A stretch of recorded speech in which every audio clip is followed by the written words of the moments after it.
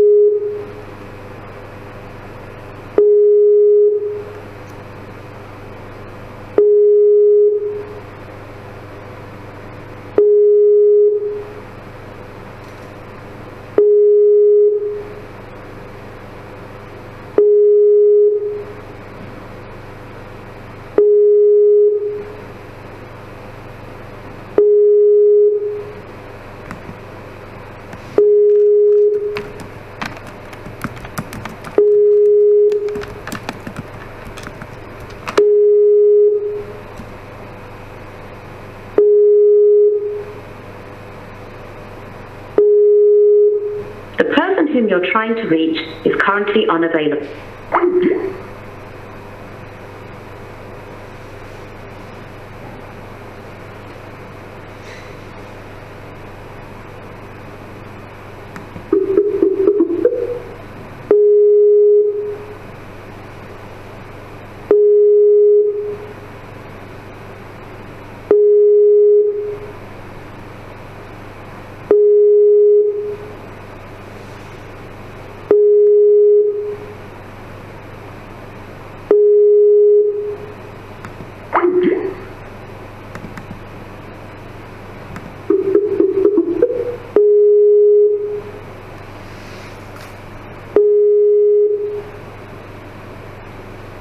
Okay, I'm here. I'm not getting her at all. I'm not. I wonder if she's talking to her husband. I'm not getting her at all.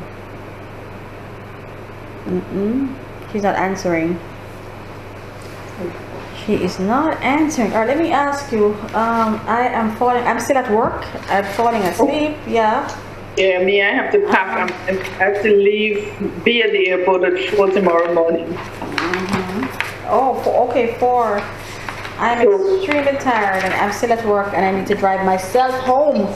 Oh, okay. So I think we can. She can interview me on Thursday, I think. And we can do it on Skype because somebody has to interview me, I guess. Yeah, and I would want to observe this right. So I would put it in the forum to tomorrow, later on when I get home, if I can. Last night I fell asleep. Oh my goodness, I was so tired. So I will put it in the forum later on or tomorrow morning, and then for her to interview you. I noticed that Cheryl responded as well, and I'm wondering if you said Thursday. What is your availability on Thursday? On Thursday, well, I guess you can't do it during working hours. So it has to be, unfortunately, after work. So Thursday, I'm picking up my son at the airport. What time do you get to work in the mornings? Oh, I am. Whenever I want to. Oh no, I know. I asked that because Cheryl is good with mornings because she's 7 hours ahead of us. Well, okay, so Thursday morning will be great for both of us then. she is 6 ahead of you and 7 ahead of me. Right. So usually I'm up I would say I'm ready for a call anytime after 6 in the morning. I'm usually up at 5.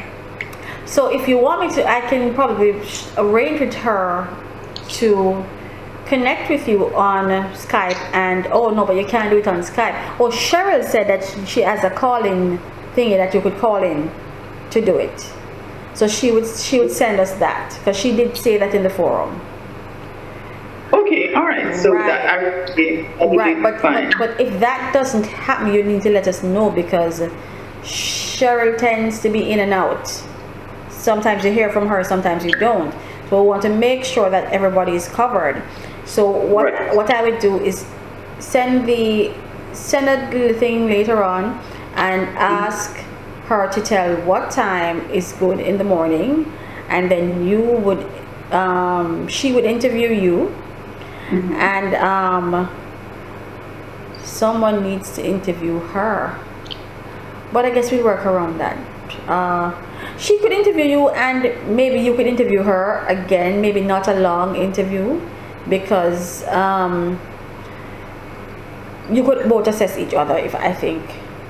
Okay, all right, that sounds fine. Right. So I would make the suggestion tomorrow in the forum or later on, and we can take it from there. But I think the recording is good. What I'm going to do is download it, save it, and then I will email it to you so you can hear it. And then this is for so you would need this for your evidence to send to Salford.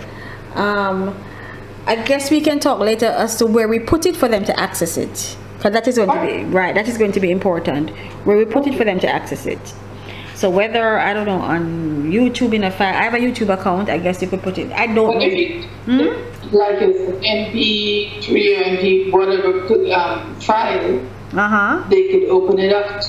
Well, yes, I think so too. It should be like. I think it's MP3 or 4. So I think, yeah, that's good. Yeah.